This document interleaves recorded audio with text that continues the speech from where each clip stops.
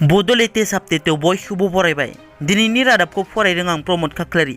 गिबि निउस दङ। कक्राझारनि पाटगावआव थानाय टोल गेटआव गिख्रंथाव जाब्रबथाय। कक्राझार जिल्लानि सिङाव थानाय आलांगि बाजारनिफ्राय पाटगाव बाजारनि गेजेराव थानाय 37 नं माहारियारि लामानि गेजेराव थानाय टोल गेटआव गंसे ट्राक गारिया गोख्रै खारथिजों फैना टोल गेटनि गुदियाव सौग्रावफैयो। बे जाथायखौ सीसीटीवीनि भिडिअ'आव नुनो मोननाय जादों।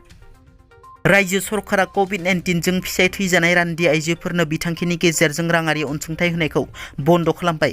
फोरमायनाय बादिब्ला हादराव कभिड-19 नि पजिटिभ केसआ खमायनायखौ नोजोर बोनानै कभिड-19 जों फिसाय थैजानाय रान्दि आइजोफोरनो बिथांखिनि गेजेरजों होनाय राङारि अनसुंथाइखौ बन्द खालामनो थिरांथा लायो आसाम सरकारा।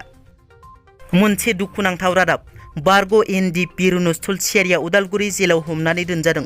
मिथिनो मोननाय बादिब्ला धेमाजि जिल्ला जनाय हालामनि बुगुरिगुरि गामिनि बारग' एन.डि.एफ.बि रुनुस थुलसियारि बिथाङा थांनाय 24 एप्रिलाव उदालगुरि बिजिरसालियाव हाजिर जानो थांदोंमोन। नाथाय बिजिरसालियाव हाजिर जानो थांनायावनो मैया 1 रिंगायाव उदालगुरि पुलिसा हमनानै जोबथेसालियाव सोनानै दोनो। गथ' सानैनि बिफा बारग' एन.डि.एफ.बि रुनुस थुलसियारिया हाजिरा मावनानै नखर सालायो। नाथाय बिथांखौ जोबथेसालियाव जोबनायाव नखरा माबोरै ओंखाम दै मोनजागोन होनना दुखुथिया बिसिया फोरमायो। बिथांखौ मानि दायाव जोबनानै दोनखो जेबो मोनथिया होनना नखरा फोरमायो।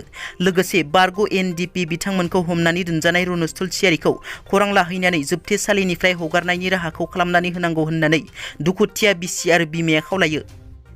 घुस लानायनि थाखाय गुवाहाटी GMCHआव साख्रि मावग्रा सासे सुबुंखौ पुलिसा ग्रेप्टार खालामो। मिथिनो मोननाय बादिब्ला डेथ सार्टिफिकेट होनायनि मुङाव रां घुस लानायनि थाखाय पुलिसा ग्रेप्टार खालामो।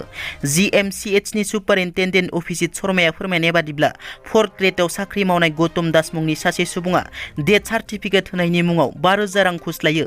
गौतम दासआ डेथ सार्टिफिकेट होनायनि मुङाव 5,000 रां गुगल पेनि जोहै अनलाइन रां घुस लायो।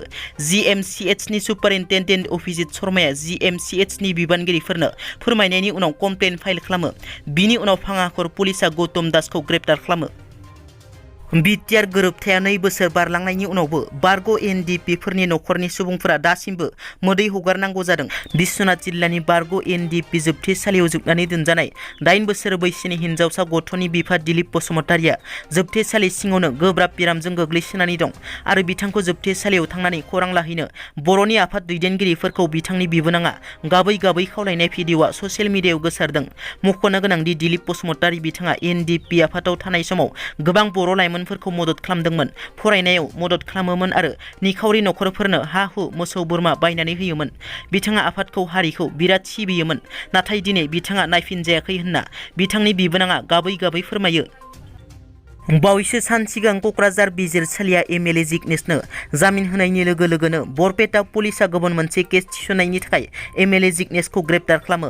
बिथांनि जामिननि आर'जलाइखौ बरपेटानि CJM बिजिरसालिया नेवसिगारदों आरो सानबानि थाखाय जुडिसियेल कास्टडियाव लांनो गनायथि होयो।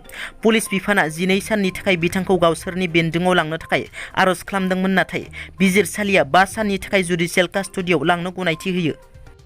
दिनैनि रादाबा एसेनोसै। नोंथांमोना जुदि आंनि चेनेलखौ दासिमबो साबस्क्राइब खालामाखै, अन्नानै साबस्क्राइब खालाम। गोजोन्थों।